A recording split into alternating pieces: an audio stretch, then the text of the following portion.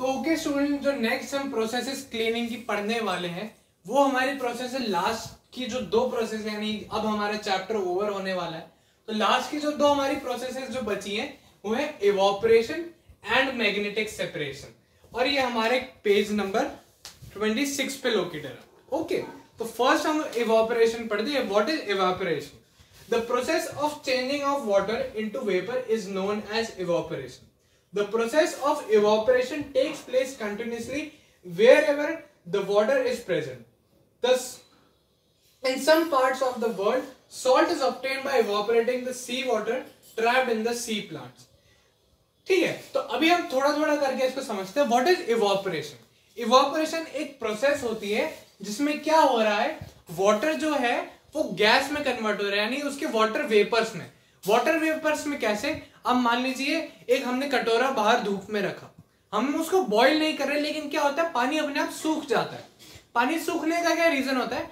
पानी इवोपरेट हो गया, यानी बिना उसके मतलब जो बॉइलिंग पॉइंट है उस पर आए बिना भी जो पानी होता है वो हवा में चला जाता है, यानी इवोपरेट हो जाता है। तो इस प्रोसेस को हम क्या बोलते हैं? Evaporation. The process of changing of water into vapour is known as evaporation. पानी का भाप में, भाप नहीं कह सकते, भाप तो स्टीम हो गई, यानी पानी का जो गैस होती है यानी जो हवा होती है उसमें बदल जाना, उस प्रोसेस को हम क्या कहते हैं? इवोपरेशन। ठीक है, तो ये सिंपल सी प्रोसेस का नाम है और यही इसका मतलब है। अब ये प्रोसेस किस किस तरीके से कैसे कैसे काम में आ सकती है उसका हमें बुक में एक बहुत सिंपल एग्जांपल दिया गया है। वो सिंपल एग्जांपल क्या है? जो भी पानी सी वाटर होता है, सी वाटर यानी अब मान लीजिए समुद्र का जो पानी होता है, समुद्र के पानी में बहुत ज्यादा नमक होता है, यानी उसमें सॉल्ट की वैल्यू बहुत ज्यादा होती है, सॉल्ट की मात्रा बहुत ज्यादा होती है। तो क्या होता है, बड़े बड़े सॉल्ट प्लांट्स या फिर सी प्लांट्स होते हैं, उसमें क्या करते हैं, ऐसे छोटे छोटे ब्लॉक्स बना के उस पानी को उसमें भर दिया जाता है। उसके बाद क्या होता है, धूप से जो होता है वो पानी अपने आप इवोपरेट होता है, यानी पानी अपने आप जो है हवा में बदल जाता है, वो उसके एयर में बदल जाता है, वाटर यानी इवोपरेशन की प्रोसेस हो जाती है।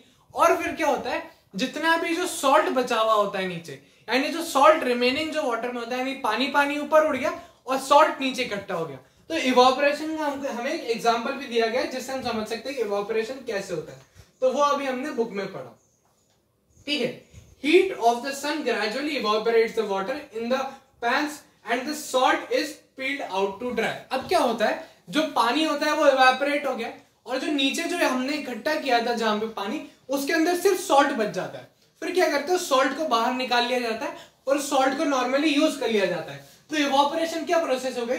The process of changing of water into its vapour. पानी का वेपर में बदलना इज नोन एज इवोपरेशन। ठीक है, और इसका यूज क्या हो गया, हम सी वाटर यानी जो समुद्र का पानी होता है उसको हम बड़े बड़े ऐसे सी प्लांट्स में इकट्ठा करते हैं, और पानी जो होता है वो ग्रेजुअली यानी धीरे धीरे और आराम से, ग्रेजुअली का ये मतलब होता है सन की मदद से जो पानी है वो इवेपोरेट हो जाता है और सॉल्ट जितना बचता है उसको निकाल के यूज में ले लेते हैं। तो ये प्रोसेस जो होती है वो हमारी इवोपरेशन की यहाँ एंड होती है। तो ये प्रोसेस है।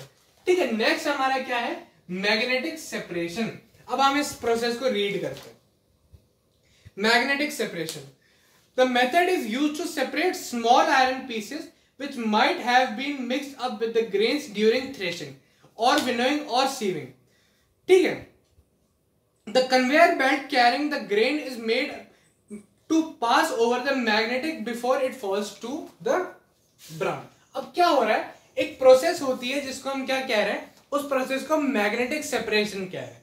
उस मैग्नेटिक सेपरेशन में क्या हो रहा है, एक मैग्नेटिक सेपरेशन एक ऐसी प्रोसेस है जिसमें हम क्या कह रहे हैं, magnetic separation is used to separate small iron pieces which might be got mixed in the grains. यानी जितने भी हमने ग्रेन्स हैं, जो भी हमने मतलब अनाज अलग किया है, उसमें जब भी हम थ्रेशिंग कर रहे होंगे या विनोइंग कर रहे होंगे या सीविंग, इन तीनों में से कोई भी प्रोसेस ये हमने अच्छे से एक्सप्लेन करके समझ लिए, इसलिए मैं सिर्फ नाम ले रहा हूं। इन प्रोसेस में हम बहुत सारी मेटल के ऑब्जेक्ट्स का यूज करते हैं या फिर मेटल के इंस्ट्रूमेंट का यूज करते हैं। तो अगर ऐसा हुआ हो कि मेटल का कोई भी बारीक सा छोटा सा टुकड़ा अगर उन ग्रेन में मिल गया हो तो वो क्या होगा, उसका क्या होगा, तो क्या करते हैं, कन्वेयर बेल्ट होती है। कन्वेयर बेल्ट क्या होती है, अगर आपने मॉल्स में या कहीं भी देखा होगा तो एक ऐसी लंबी सी एक बेल्ट जैसी होती है, वो अपने आप ऑटोमेटिक चलती रहती है, उसके आप ऊपर कुछ भी सामान रख दो और वो अपने आप चलता रहता है। तो उसमें क्या होता है, उस कन्वेयर बेल्ट को वो मैग्नेट के थ्रू बना देते हैं।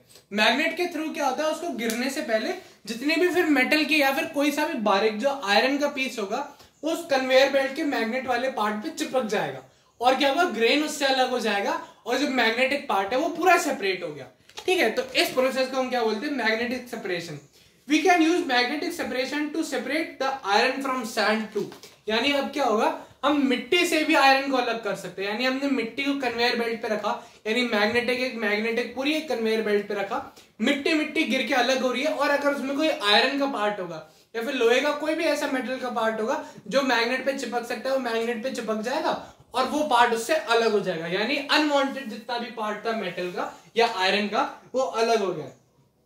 The mixture is spreaded out and messed and passed under a magnet. यानी एक मैग्नेट के अंदर से उसको पास किया जाता है। The mixed iron particles stick to the magnet and sand remain on the filter paper. अब क्या होता है, सैंड जो होती है वो वापस से फिल्टर पेपर पे गिर जाती है और जो आयरन के जो मोटे मोटे पीसेस होते हैं या फिर जो भी आयरन जो मैग्नेटिक प्लेट पे चिपक गया है वो अलग हो जाता है और जो सैंड होती है वो अलग हो जाती है। तो ये हमारा मैग्नेटिक सेपरेशन का प्रोसेस है और ये हमारा इवोपरेशन का प्रोसेस है। तो यहाँ हमारा जो चैप्टर होता है वो यहाँ पे हमारा एंड हो जाता है। ठीक है, तो आप ये देख लीजिए, यहाँ पे हमने चैप्टर खत्म कर लिया और ये जो दो प्रोसेसेस है वो भी एंड हो गई है। Thank you.